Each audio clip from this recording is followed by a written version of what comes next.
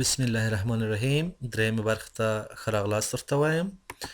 درېیمې برخې کې د نن ورځې موږ تاسو بحث دی د پروژې دوران. د پروژې دوران څه دی او په د پروژې په دوران کې د نظارت او ارزیابۍ رول څه دی. اصل کې یو پروژه څلور سټیپونه لري، یا یو پروجیکټ سایکل د څلورو برخو څخه جوړ شوی دی،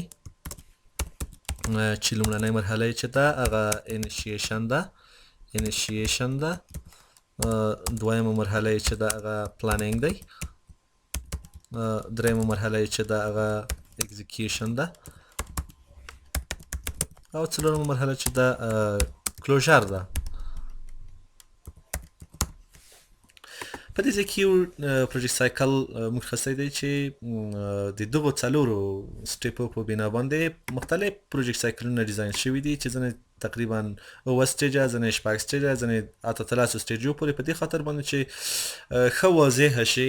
ولې په دې ځای کې موږ دلته یو پروجیکټ سایکل راخیستی دی چې تقریبا 6 مرحلې لري. په هغو کې د میني هغه تقریبا 8 مرحلې چې دي هغه شیر کړي دي، چې د ښودلي دي موږ ته چې 8 مرحلې د مانیټورینګ چې دي، او 6 مرحلې دلته د خپل ځان لپاره جوړ کړی دی. اصل کې موږ دلته اوس 4 مرحلې لرو، چې لومړنۍ ما وویل چې انیشیشن دی. په انیشیشن کې مثلا موږ کوم مراحل سره کوو. انیشیشن چې دی په دې برخه کې موږ د کله چې پروژه موږ تاسو غواړو چې تطبیق کړو، په لومړي سر کې موږ یو فیزیبیلیټي سټډي موږ ته وړو. فیزیبیلیټي سټډي یا امکان سنجي ده، چې هغه موږ تاسو ته دا پلاس راکوي چې امکان لري چې دا پروژه دلته تطبیق کړي، که تاسو یې نه کوئ. نو په دې برخه کې دلته دی مثلا پرابلم یې ایډنټیفای کړی دی او فارمټیو ریسرچ موږ کوو. نو دا د انیشیشن په برخه کې د پروژې هغه چې دی هغه فیزیبیلیټي سټډي ده، چې فیزیبیلیټي سټډي کې یعنې دا د نظارت او ارزیابۍ ډپارټمنټ د پروګرام د مشر، د رئیس او د ټول سټاف سره کینی، مثلا هغه تصمیم ګیري ورسره شریکوي چې مثلا فیزیبیلیټي سټډي کې د پروژې جواز شته چې موږ ته مختلف شي یا نشته دی. دویم مرحله چې ده هغه پلانینګ دی. کله چې موږ تاسو ته مثلا فیزیبیلیټي سټډي اجازه راکړه چې تاسو کولی شئ چې پروژه تطبیق کړئ، نو بیا په پلانینګ باندې کار کوو. د پروژې باندې د پروژې پلانینګ کې کوم برخې شاملې دي؟ پروژې پلانینګ کې اولنۍ برخه چې دغه د لاک فریم ډیزاین کول دي او د شاخصونو، یعنې هغه باید ډیولپ شي. په دویم مرحله کې باید چې دا چې لاک فریم چې دی په هغو باندې به وروسته بحث وکړو. په دویم قدم کې باید د میني پلان موږ تاسو جنریټ کړئ. میني پلان چې دی په هغه د راتلونکي بحث موضوع چې د هغه د موږ تاسو میني پلان دی. او په دریمه برخه کې چې دی بیسلاین سټډي ده. بیسلاین دپاره موږ باید ډیټا جمعواري کړو. بیسلاین سټډي چې ته ویل کېږي، مثلا کله چې موږ تاسو یو پروژه تطبیق کوو، د فیزیبیلیټي سټډي نه مثلا موږ تاسو ته اجازه وشوه چې تاسو کولی شئ دا پروژه تطبیق کړئ، نو مخکې نه موږ وضعیت معلوموو چې دلته کوم وضعیت دی. په دې ځای کې مثلا که موږ دا پروژه تطبیق کړو څومره تغییر به راوستلی شو، نو د هغو په خاطر باندې معلومات جمعواري کوو. او دویمه سټیج چې دی هغه پلانینګ دی، او د میني رول چې دی په پلانینګ برخه کې د لاک فریم ډیزاین کول دي، د انډیکیټر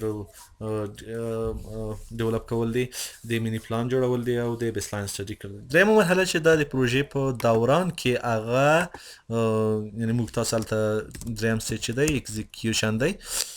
په اکزیکیوشن کې په دې سایکل کې تقریبا دغه دوه مرحلې شاملې دي. لومړنۍ مرحله او د هم دوهمه مرحله، چې په اکزیکیوشن کې دلته ریل مانیټورینګ صورت نیسي. دا کله چې یعنې پروژه موږ تطبیق ته بیا پروژه عملا په ساحه کې تطبیق کوو. کله چې پروژه عملا په ساحه کې تطبیق کوو، په دې وخت کې موږ باید خپل نظارت وکړو، چې نظارت او د ارزیابۍ فرقونه مو مخکې تشریح کړي وو، چې نظارت کله کیږي او ارزیابي کله کیږي. نظارت دوامداره پروسه ده، د پروژې د اول نه شروع تر اخره پورې باید موږ تاسو وکړو.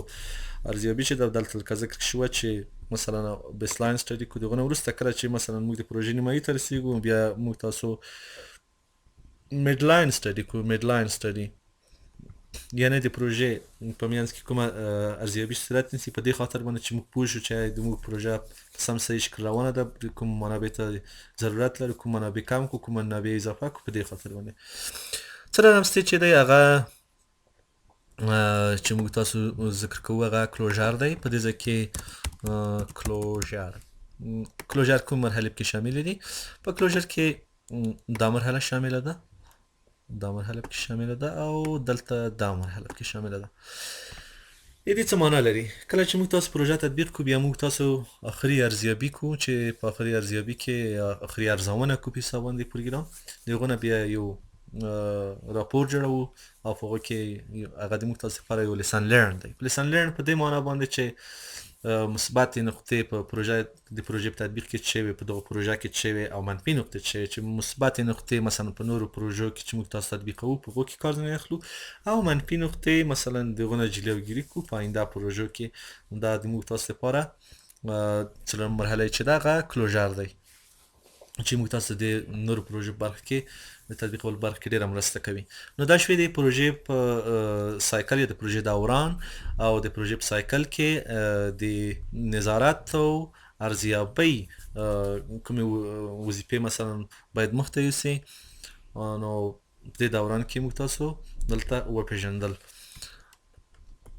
یعنی دغه څلور مرحلې چې دي په دې څلور مرحلو کې د پروژې په څلور مرحلو کې د نظارت او ارزیابۍ رول چی شی دی نو دا هم مفصل خبرې پرې وشوې چې دویم مرحله دویم سټیج پلانینګ او دریم سټیج چې دی هغه اکزیکیوشن دی په اکزیکیوشن کې مثلا کومې مرحلې شاملې وي او په پلانینګ کې کومې مرحلې شاملې وي او همچنان په کلوژر کې کومې مرحلې شاملې وي